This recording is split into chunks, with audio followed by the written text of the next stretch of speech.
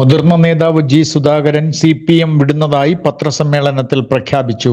താൻ സ്വതന്ത്രനായി നിൽക്കുമെന്ന് ജി സുധാകരൻ പറഞ്ഞു. അവഹേളനവും ഒറ്റപ്പെടുത്തലും താങ്ങാൻ കഴിയുന്നതിനപ്പുറമാണെന്നാണ് സുധാകരൻ അഭിപ്രായപ്പെട്ടത്. ഇതേസമയം കേവലം ഒരു മുതിർന്ന നേതാവ് മാത്രമല്ല സുധാകരനെന്ന് ആലപ്പുഴ ജില്ലാ സെക്രട്ടറി നാസർ പത്രസമ്മേളനത്തിൽ പറഞ്ഞു. ജി സുധാകരന്റെ നിലപാട് കോൺഗ്രസിനെയും BJPയെയും സഹായിക്കുന്ന തരത്തിലാണെന്നും നാസർ പറഞ്ഞു. ഉണ്ണികൃഷ്ണൻ പോറ്റിയുടെ പരാതി ഗൂഢാലോചനയാണെന്ന് കടകംപള്ളി സുരേന്ദ്രൻ പ്രതികരിച്ചു. തെരഞ്ഞെടുപ്പ് മുന്നിൽ കണ്ടുള്ള തരം താഴ്ന്ന പരിപാടിയാണിത്. ശബരിമല കൊള്ളയിൽ ഉണ്ണികൃഷ്ണൻ പോറ്റി മുൻ മന്ത്രി കടകംപള്ളി സുരേന്ദ്രനെതിരെ പരാതി നൽകിയിരുന്നു. ഭൂമി ഇടപാടിൽ തന്നെ കുടുക്കാൻ ശ്രമിച്ചുവെന്നാണ് പോറ്റി പരാതിയിൽ പറയുന്നത്. വെള്ളാപ്പള്ളി നടേശനെ SNDP യോഗം ജനറൽ സെക്രട്ടറി സ്ഥാനത്തു നിന്ന് നീക്കിക്കൊണ്ട് ഹൈക്കോടതി വിധി പുറപ്പെടുവിച്ചു. SNDP യോഗത്തിന്റെ ഭരണം റിസീവറെ ഏൽപ്പിക്കണമെന്നാവശ്യപ്പെട്ട് പ്രൊഫസർ MK സാനു ഉൾപ്പെടെയുള്ളവർ നൽകിയ ഹർജിയിലാണ് ജസ്റ്റിസ് TR രവിയുടെ ഈ ഉത്തരവ്. എഴുത്തു പരീക്ഷയില്ലാതെയും കായികക്ഷമതാ പരീക്ഷയിൽ തോറ്റിട്ടും പോലീസിൽ സബ് ഇൻസ്പെക്ടർമാരായി 2 പേരെ നിയമിച്ചു കേരള സർക്കാർ.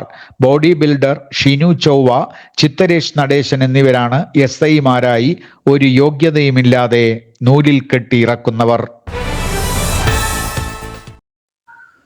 പാചകവാതക പ്രതിസന്ധി രൂക്ഷമാകുന്നു. വാണിജ്യ LPG സിലിണ്ടറുകളുടെ ക്ഷാമം കടുത്തതോടെ ഹോട്ടലുകൾ പൂർണ്ണമായും ഭാഗികമായും അടച്ചുപൂട്ടൽ ഭീഷണിയിലാണ്. മെനു നാമമാത്രമാക്കിയെന്ന് ഹോട്ടൽ ഉടമകൾ. സ്റ്റോക്കില്ലെന്നാണ് ഗ്യാസ് ഏജൻസികൾ വിശദീകരണമായി പറയുന്നത്.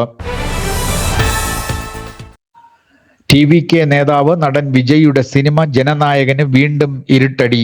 OTT ആമസോൺ 122 കോടി രൂപ കരാറിൽ നിന്ന് പിന്മാറുന്നതായി വാർത്ത. റിലീസ് താമസിക്കുന്നതാണ് പ്രധാന കാരണമായി ചൂണ്ടിക്കാട്ടുന്നത്. ആലപ്പുഴ പള്ളാത്തുരുത്തിയിൽ ഹൗസ് ബോട്ടുകൾക്ക് തീപിടിച്ചു. ആർക്കും പരിക്കില്ല.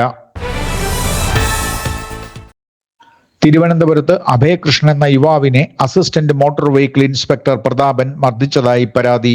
പരിശോധനയ്ക്കായി കൈ കാണിച്ചപ്പോൾ വാഹനം നിർത്തിയില്ല എന്നതാണ് MVIയെ പ്രകോപിപ്പിച്ചത്. കോഴിക്കോട് മുക്കം മുത്താലം അങ്ങാടിക്ക് സമീപം പകൽ നേരമിറങ്ങിയ കാട്ടുപന്നി ബൈക്ക് യാത്രക്കാരെ ആക്രമിച്ചു. റോഡിൽ തെറിച്ചു വീണ യാത്രക്കാർ പരിക്കുകളോടെ രക്ഷപ്പെട്ടു. ഇസ്രായേലിന്റെ എയർഫോഴ്സ് 1 വിമാനം വിങ് ഓഫ് സയോണെ സുരക്ഷാ കാരണങ്ങളായി ജർമ്മനിയിലേക്ക് മാറ്റിയതായുള്ള റിപ്പോർട്ടുകൾക്ക് സ്ഥിരീകരണം. ഇസ്രായേലിൽ നിന്നും പുറപ്പെട്ട നെതന്യാഹുവിന്റെ ഇസ്രായേൽ എയർഫോഴ്സ് 1 മണിക്കൂറുകളോളം മെഡിറ്ററേനിയൻ കടലിന് മുകളിൽ വട്ടമിട്ട് പറന്ന ശേഷം ബെർലിനിൽ ഇറങ്ങിയതായാണ് റിപ്പോർട്ട്.